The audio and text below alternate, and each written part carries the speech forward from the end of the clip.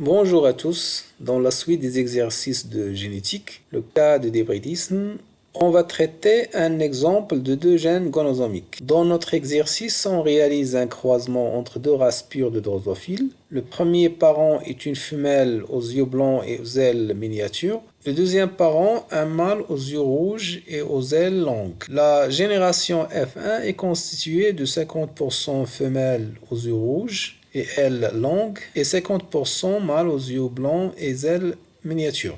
La première question, en exploitant les résultats obtenus, déterminez le mode de transmission des caractères étudiés et déduisez les génotypes des parents et de F1. Utilisez les symboles suivants, grand R et petit r pour le gène de la couleur des yeux, grand M et petit m pour le gène de la taille des ailes. La deuxième question, réalisez l'interprétation chromosomique de ce croisement. On va commencer par la première question.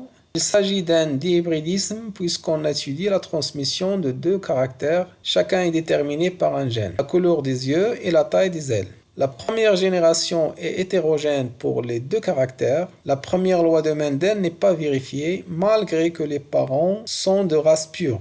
Il s'agit donc de deux gènes liés au sexe. Cela est confirmé par le mode de transmission croisé observé entre les parents et leur descendance de sexe opposé. C'est-à-dire le phénotype de parent femelle passe à la descendance mâle et celui du parent mâle passe à la descendance femelle. Les deux gènes sont portés par le chromosome X puisque le caractère s'observe chez le mâle et la femelle. Le chromosome en commun est X. La femelle de F1 est hybride et porte deux chromosomes X qui portent deux allèles différents de chaque gène. Et vu que cette femelle a des yeux rouges et des ailes longues, il s'agit donc d'une dominance complète. L'allèle responsable des yeux rouges est dominant noté grand R et l'allèle responsable des yeux blancs est récessif noté petit r. L'allèle responsable des ailes longues est dominant noté grand M et l'allèle responsable des ailes miniatures est récessif noté petit m.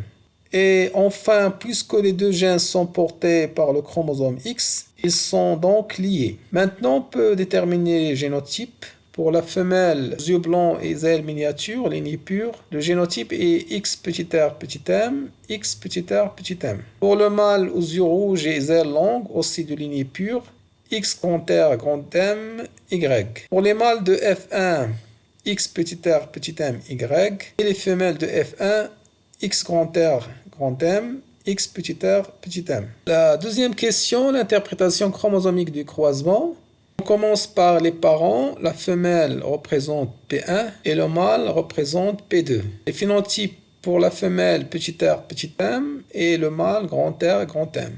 Les génotypes, la femelle a un génotype X petit r petit m, X petit r petit m. Alors que le mâle X grand R grand M, Y. Pour les gamètes, la femelle va donner un seul type de gamète avec une fréquence 100%, X petit r petit m. Pour le mâle, là, il va donner deux types de gamètes, 50% grand R grand M, 50% Y. Pour la fécondation, on va réaliser un échiquier de croisement. On va mettre les gamètes mâles ici, X grand R grand M 50% et 50% Y. Et on va mettre le gamète femelle avec sa fréquence 100%.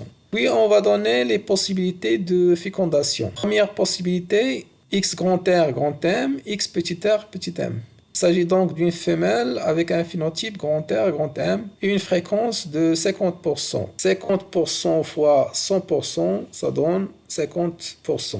La deuxième possibilité, X petit r petit m, Y. Il s'agit d'un mâle avec un phénotype petit r petit m et une fréquence de 50%.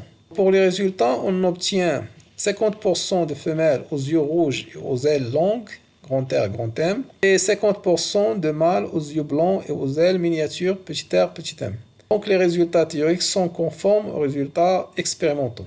Avant de terminer, on ajoute ces deux questions. On donne cette carte factorielle du chromosome X chez la drosophile et on vous demande de calculer la distance génétique séparant le gène de la couleur des yeux, le gène de la taille des ailes. Et la dernière question, déduisez le pourcentage des gamètes recombinés produits par une femelle de F1 et donnez la proportion de chaque type de gamète que cette femelle produira lors de la méiose. La distance entre deux gènes correspond à la différence entre leurs positions respectives.